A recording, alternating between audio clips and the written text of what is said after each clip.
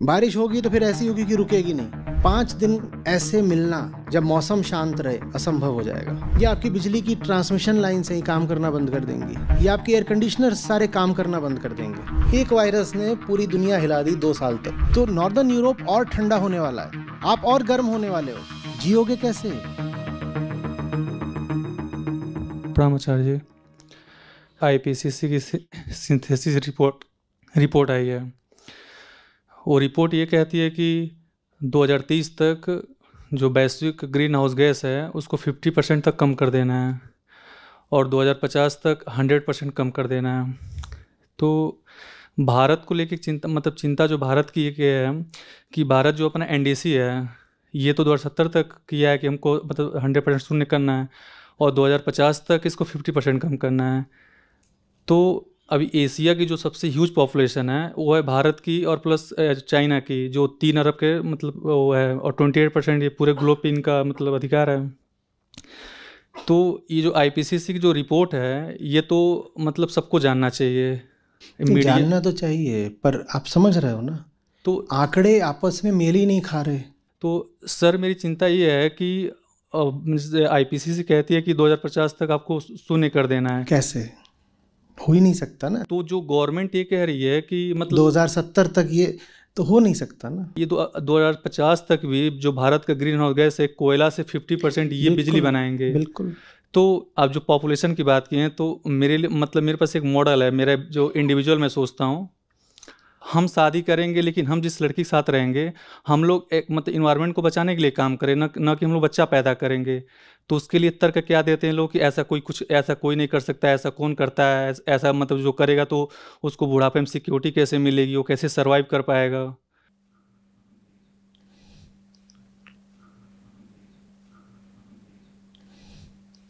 हम बुढ़ापे तक पहुंचने वाले हैं।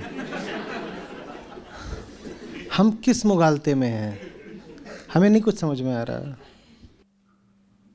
सर जो आईपीसीसी रिपोर्ट है आपकी संस्था के माध्यम से जितने लोग आपको सुनते हैं यूट्यूब पे टोटल 3 से 4 को लोग हैं, 10 से 15 को लोग सुनते हैं आपको, समझ गया। तो उनको तो कंप्लीट फॉलो करना चाहिए। ये बहुत अच्छा विचार है। जो आईपीसीसी की पूरी रिपोर्ट ही है, हम उसी पर एक चर्चा रख लेते हैं, ठीक है, उसको प्रकाशित कर देंगे, ये अच्छा है। अभी भी आप कहीं पढ़ोगे तो कि कितना बढ़ गया है तापमान, तो 1.17 डिग्री का आपको आंकड़ा मिलेगा। वो झूठा आंकड़ा है, वो झूठा आंकड़ा है। ये जो अंतर्राष्ट्रीय जी यूएसए चाहे यूरोप ये तो उसको दबा रही हैं। 1.5 तो पहले ही हो चुका है जी, 1.7 क्रॉस कर जाएगा 2030 के बाद। और जो 2023 था उसमें 2 डिग्री था जी, उसको कह दिया एक्सेप्शन है जी। तो इस पर पूरा चर्चा करके उसको कर देंगे। अच्छा आइडिया है। ठीक, थैंक यू सर।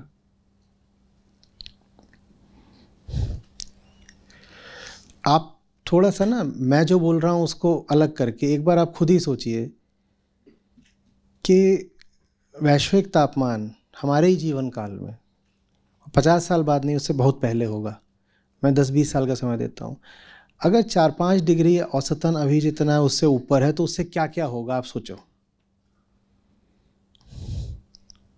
बात ये नहीं है कि मैं, मेरा पड़ोसी, मेरा देश, मेरा धर्म, मेरे स्वार्थ, मेरा सरोकार, इसका क्या होना है, मेरा घर, इसका क्या होना है। हम समझ रहे हैं क्या बात कर, हम कह रहे हैं ग्रह, इस पूरे ग्रह पर ही क्या बचेगा आप बताओ तो। और आप बच भी गए क्योंकि आपके पास ताकत है, पैसा, सामर्थ्य है, घर है, एयर कंडीशनर है। तो आपने सोचा कि सबसे ज़्यादा मरेगा कौन?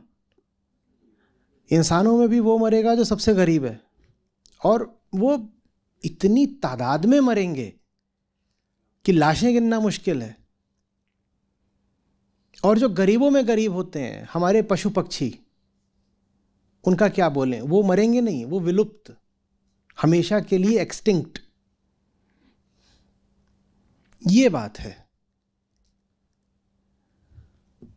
और ये हम अपनी आंखों से देखने जा रहे हैं और हम इस बारे में ना सोचते ना कुछ करते। हवा महल हम बनाते रहते हैं कि ये वो फलानी बात। एक था वो बोला कि बड़ी बढ़िया बात है, फलानी मेरी नौकरी लग गई, 4-5 साल उसने कोशिश की, लग गई।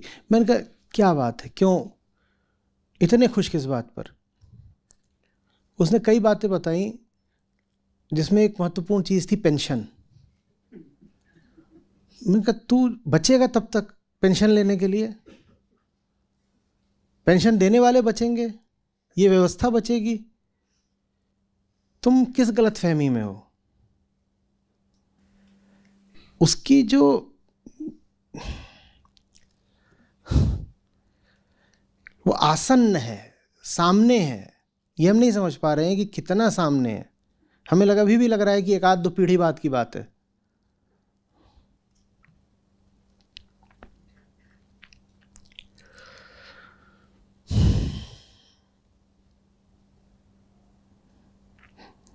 अभी मालदीव के साथ हुआ, अब वो एक तरह का ब्लैक ह्यूमर हो गया। तो एक मेरे बैच के लोग वो सब बात कर रहे थे, मालदीव ने बड़ा बुरा करा, ऐसा बोल दिया, वैसा बोल दिया, चीन की तरफ जा रहा है, हमें इनका ये कर देना चाहिए, हमें उनका वो कर देना चाहिए। मैं आमतौर पे कुछ बोलता नहीं हूँ,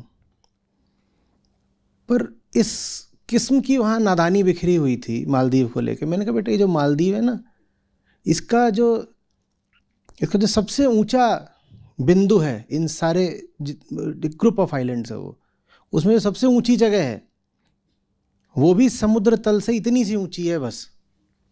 हाँ, इतनी सी है। बोल रहे तुम क्या उनके पीछे पड़े हो, वो बेचारे तो खुद ही नहीं बचने वाले। जरा सा जल स्तर उठेगा और कुछ भी नहीं बचेगा मालदीव में। वो इतनी भयानक नाजुक हालत में है, और तुम क्या ऐसे जो लोग खुद ही एक मरणासन्न स्थिति में है, तुम क्या उनके पीछे पड़ रहे हो? पर शायद वो लोग भी नहीं समझते हो किस हालत में है, ना आप समझ रहे हो किस हालत में है। जैसे आप बोलते हो ना कि आपसे कोई पूछे आपके देश का सबसे ऊंचा क्या बिंदु है, तो आप किसी पहाड़ की चोटी पे चले जाओगे, है ना, आप बोलोगे 8000 फीट। यही हम करते हैं ना। मालदीव में जो सबसे ऊंची जगह है, ये अगर समुद्र तल है इतना कुछ इंच ऊपर, सिर्फ कुछ, ये सबसे ऊंची जगह, बताओ वहां क्या बचने वाला है? ये हमारे चेन्नई और ये हमारा मुंबई, हमें समझ में ही नहीं आ रही बात।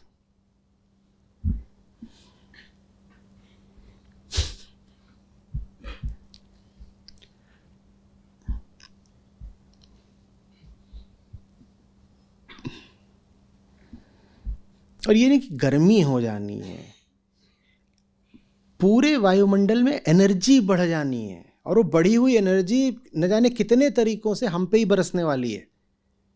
बारिश होगी तो फिर ऐसी होगी कि रुकेगी नहीं। उस एनर्जी से जब तूफान आएंगे तो ऐसे होंगे कि बहुमंजिला इमारतें धराशायी हो जाएं। हीट एनर्जी होती है, एनर्जी। आप जब हीट बढ़ा रहे हो तो हीट तो न जाने कितने तरीकों से अपना काम करेगी ना, एनर्जी।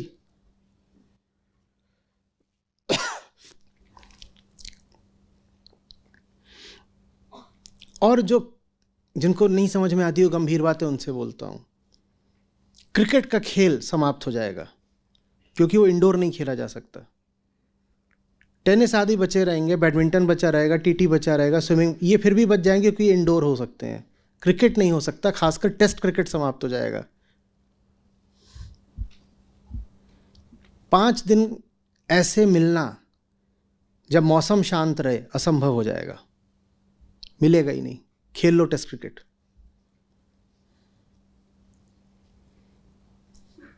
और ये एकदम ट्रिविया बता रहा हूं, ये कोई सबसे गंभीर बात नहीं, ये ट्रिविया है क्लाइमेट चेंज के बारे में। पर वो ट्रिविया भी ऐसा है कि एक खेल ही समाप्त हो जाने वाला है।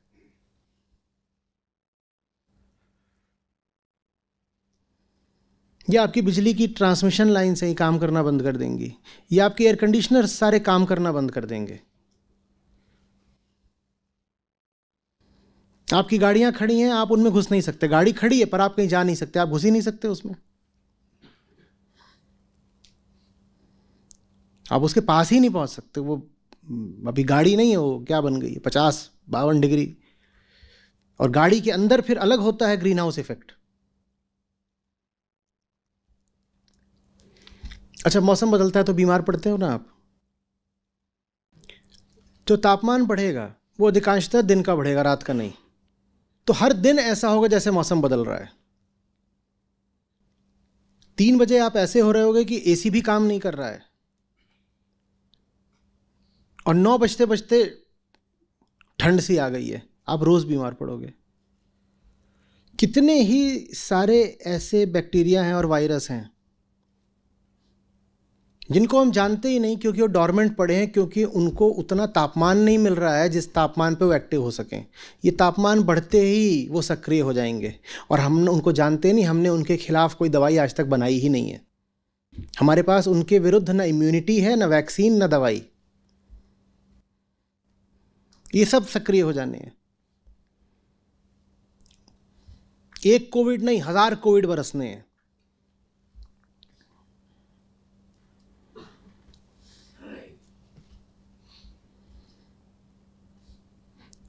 जंगल बायोडाइवर्सिटी का केंद्र होते हैं, इतना तो हम समझते हैं। आप जब जंगल काटोगे तो वहां जो जिस दिशा में भाग सकता है भागेगा, ये भी समझते हो। ज़्यादातर कहीं कोई भागेंगे, बचेंगे नहीं। अब हिरण कहाँ को जाके बचेगा, वो मरेगा। हाथी कहाँ जाएगा, मरेगा। पर जंगल में कुछ ऐसे हैं जो नहीं मरेंगे, बल्कि वो खुश हो जाएंगे कि जंगल कट गया। वो कौन है जानते हो? वो वायरस हैं, जो करोड़ों सालों से जंगलों में रहते हैं। वो चाहते नहीं जंगल में रहना, पर उन्हें कोई मिल नहीं रहा है नया होस्ट, वो जिसके शरीर को कॉलोनाइज कर सके। आप जंगल काटोगे, पेड़ नहीं रहा, तो उनको नया होस्ट मिल गया। कौन? जंगल काटने वाला। वो पहले पेड़ में रहता था, कहीं और रहता था, वो आप में रहेगा।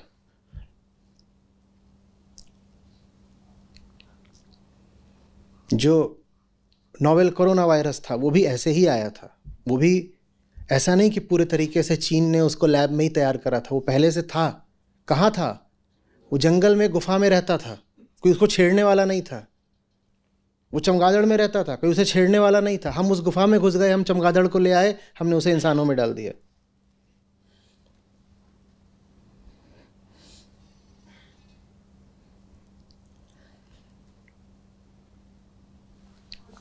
और जो पुराने जो अभी वायरस विलुप्त हो चुके हैं वो भी बिल्कुल वापस आएंगे, क्योंकि वायरस जो है वो स्ट्रिक्टली एक लिविंग ऑर्गेनिज्म नहीं होता है।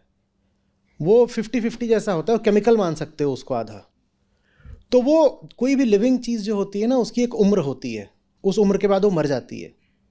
वायरस स्टोर हो सकता है एक केमिकल की तरह, करोड़ों सालों तक स्टोर्ड रह सकता है। वो स्टोर्ड हैं ग्लेशियर्स के नीचे और बहुत और जगहों पर। बर्फ पिघलेगी, वो सब वहां से निकल के आएंगे। वो स्टोर्ड पड़े हुए हैं वहां पर, और वहां कभी बर्फ पिघली नहीं थी तो कभी बाहर आए नहीं थे, वो चुपचाप वहां पड़े हुए थे डॉर्मेंट। अब आएंगे। एक वायरस ने पूरी दुनिया हिला दी 2 साल तक। ऐसे कितने निकलने हैं, और हमारी करतूतों से फिर कर लेना भोग विलास कि खुशी मना रहे हैं, हम तो कंजम्पशन के लिए ही पैदा हुए हैं।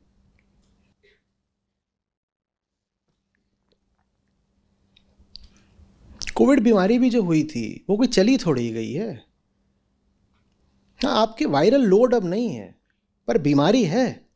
ये 2 अलग अलग बातें होती हैं। जिस किसी को भी एक बार हुआ था, उसको कम से कम 5-10% संभावना है कि वो अभी भी बीमार है, पर वो ऐसे तरीकों से बीमार है कि बीमारी भी पता नहीं चल रही है। दिल पर प्रभाव पड़ रहा है उसका कई और तरीके से। कुछ प्रभाव वायरस का बचा हुआ है, कुछ प्रभाव उस वैक्सीन का भी बचा हुआ है। इन दोनों का ही प्रभाव बचा हुआ है।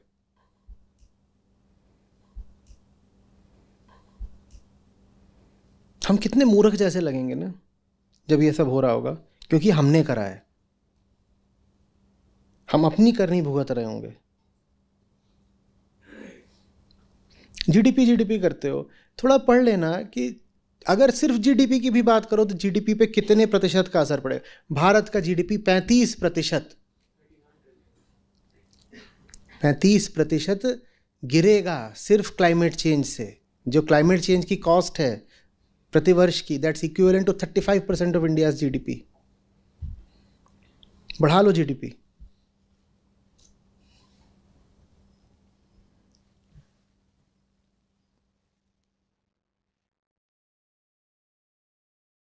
आपके सिस्टम्स बने ही नहीं हैं इतनी एनर्जी झेलने के लिए, न तो शरीर के सिस्टम्स, न समाज के सिस्टम्स, न आपकी जो टेक्नोलॉजी के सिस्टम्स हैं, कुछ भी नहीं बना इतनी गर्मी झेलने को। आपकी गाड़ियों के टायर भी नहीं बने हैं। पिघलते टायर देखे हैं कभी? चला लो गाड़ी।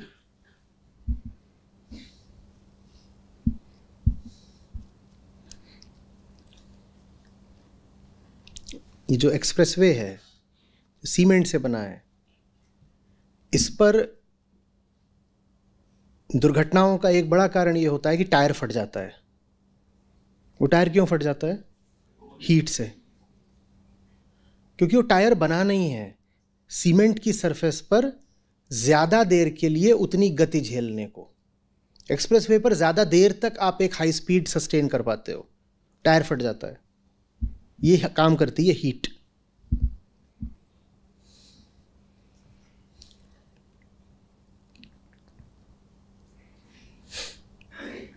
आपका जो ब्लड प्रेशर है ना, ब्लड प्रेशर, आप अच्छे तरीके से जानते हो कि कोई भी सिस्टम हो उसके भीतर का प्रेशर कई वेरिएबल्स पर डिपेंड करता है, जिसमें एक इंपॉर्टेंट वेरिएबल क्या होता है? टेम्परेचर। PV = nRT, इतना तो याद होगा, बहुत पुरानी बात। टेम्परेचर बदलेगा तो प्रेशर उतना ही रहेगा।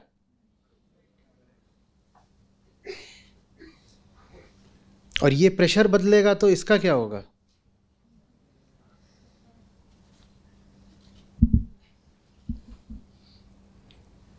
आपको पता है आपकी आंख के भीतर भी प्रेशर होता है, आप जानते हो? और आंख का प्रेशर भी अगर बढ़ जाए तो बीमारियां होती हैं। ये प्रेशर भी टेम्परेचर डिपेंडेंट होता है। थोड़ा बहुत टेम्परेचर बढ़ गया, थोड़ी देर को बढ़ गया, फर्क नहीं पड़ता। पर अगर वो लगातार बढ़ा हुआ ही है सालों तक और बढ़ता ही जा रहा है, तो आपको लग रहा है ये आंखें काम करेंगी?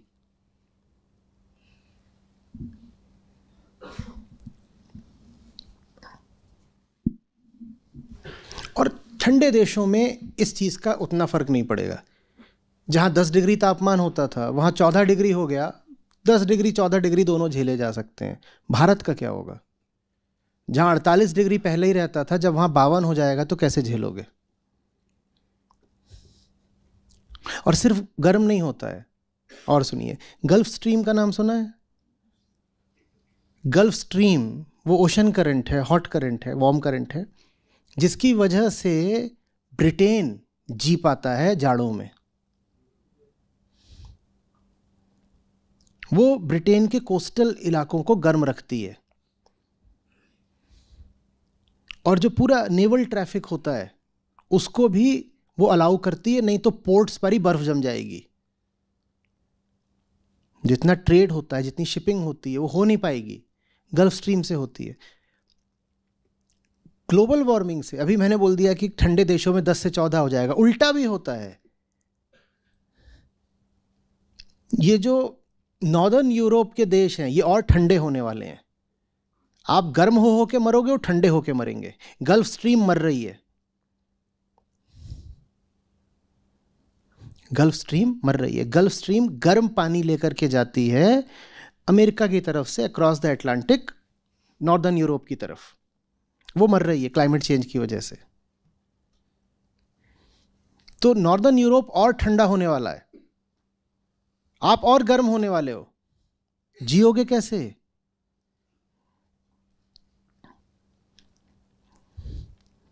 बहुत साधारण से आंकड़े होते हैं। भरतपुर यहां पास में ही है। हर साल माइग्रेटरी बर्ड्स की संख्या में क्या हो रहा है, थोड़ा पढ़िए तो सही।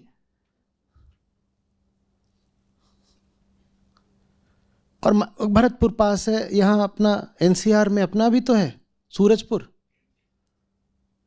पढ़िए कि वहां क्या बचा।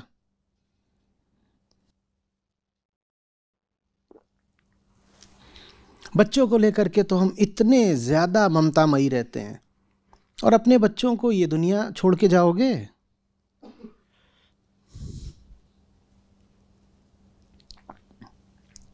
आप चले जाओगे, वो बच्चा वो कहेगा मुझे क्यों पैदा करा है। वो जवाब मांगेगा भाई। और दुनिया भर के बच्चों के प्रति हम जवाबदेह हैं, दुनिया भर के बच्चों के प्रति, तो हमें कुछ करना होगा।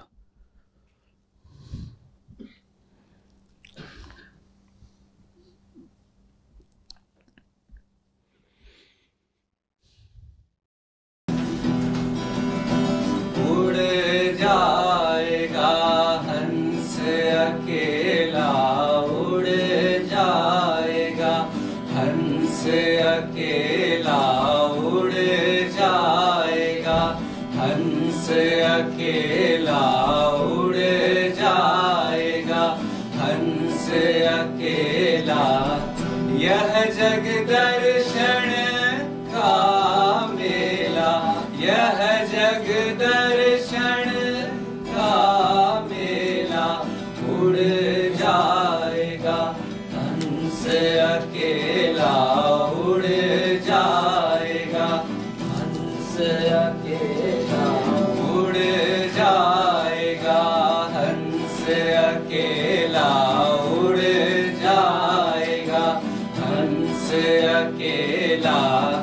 यह जग दर्शन का मेला, यह जग दर्शन का मेला, उड़ जाएगा हंस अकेला, उड़ जाएगा हंस अकेला। यह जग दर्शन का मेला, यह जग दर्शन का मेला, उड़ जाएगा हंस अकेला, उड़ जाएगा हंस अकेला। जैसे पात गिरे तरुवर से, जैसे पात गिरे तरुवर से, मिलना बहुत दुहेला, मिलना बहुत दुहेला। ना जाने किधर गिरेगा, ना जाने किधर गिरेगा। लग गया पवन का रेला, लग गया पवन का रेला, उड़ जाएगा हंस अकेला, उड़ जाएगा हंस अकेला, उड़ जाएगा हंस अकेला, उड़ जाएगा हंस अकेला। यह जग दर्शन का मेला, यह जग दर्शन का मेला, उड़ जाएगा हंस अकेला, उड़ जाएगा हंस अकेला।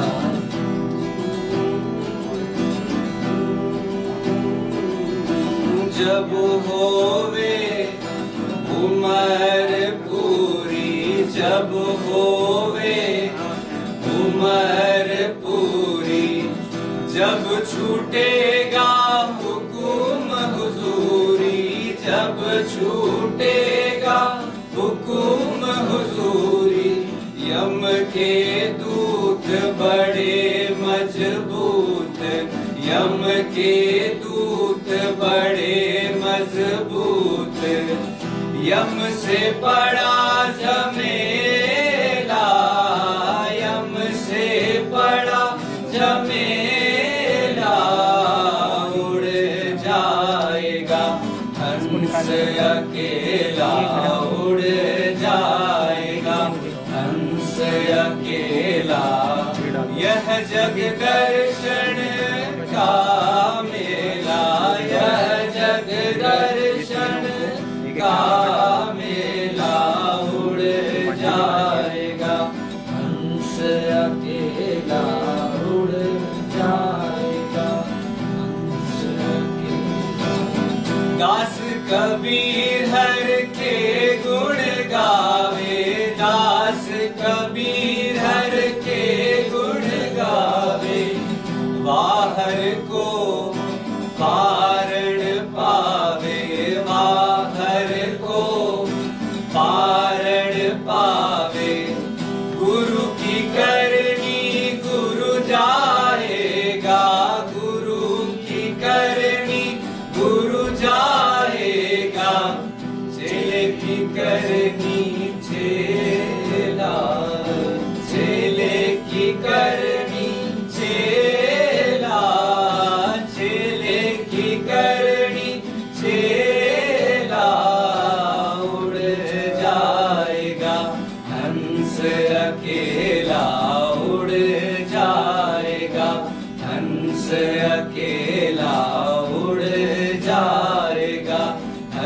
अकेला उड़ जाएगा, हंस अकेला। जैसे पात गिरे तरुवर से, जैसे पात गिरे तरुवर से, मिलना बहुत दुहेरा, मिलना बहुत दुहेरा। ना जाने किधर गिरेगा, ना जाने किधर गिरेगा। लग गया पवन का रेला, लग गया पवन का रेला। उड़ जाएगा हंस अकेला, उड़ जाएगा हंस अकेला। यह जग दर्शन का मेला, यह जग दर्शन का मेला। उड़ जाएगा हंस अकेला, उड़ जाएगा हंस अकेला। जब होवे उमर पूरी, जब होवे उमर पूरी, जब छूटेगा हुकुम हुजूरी, जब छूटेगा हुकुम हुजूरी। यम के दूत बड़े मजबूत, यम के दूत बड़े मजबूत। यम से बड़ा झमेला, यम से बड़ा झमेला। उड़ जाएगा हंस अकेला, उड़ जाएगा हंस अकेला। उड़ जाएगा हंस अकेला, उड़ जाएगा हंस अकेला। दास कबीर हर के गुण गावे, दास कबीर हर के गुण गावे। बाहर को पारण पावे, बाहर को पारण पावे। गुरु की करनी गुरु जाएगा, गुरु की करनी गुरु जाएगा। चेले की करनी चेला, चेले की करनी चेला। उड़ जाएगा हंस अकेला, उड़ जाएगा हंस अकेला। उड़ जाएगा हंस अकेला, उड़ जाएगा हंस अकेला। यह जग दर्शन का मेला, यह जग दर्शन का मेला। उड़ जाएगा हंस अकेला, उड़ जाएगा हंस अकेला। उड़ जाएगा हंस अकेला, उड़ जाएगा। जी, मेरा नाम अक्षय है, अक्षय चौधरी। मैं आचार्य जी को पिछले 4 साल से सुन रहा हूँ और मैं एक असिस्टेंट इंजीनियर हूँ डैम पे। आज मैंने सीखा कि जिसको हम समस्या समाधान समझते हैं वो हमारी जिसको आज हम समाधान समस्या बोल रहे हैं वो हमारा अतीत का जो हम आज समाधान लगता है वो हमारी अतीत की समस्या थी। और हमारा जो समाधान होता है हमारी समस्या का ही विस्तार होता है। और वही हमने आज हम ये बात जो इम्पोर्टेंट बात बताई कि जो कामनाओं में जिएगा वो उससे भविष्य की ओर देखना ही पड़ेगा। और मुझे ऐसा लगता है कि जहाँ हमें अपनी तृष्णा की तृप्ति दिखती है वही हमें समाधान नजर आता है। और वही समस्या बन जाता है हमारा। कबीर माया मोहिनी मोहे जान सो जान, भागे हूँ छूटे नहीं, भारी भारी मारे बान रे साधो, भारी भारी मारे बान। Thank you.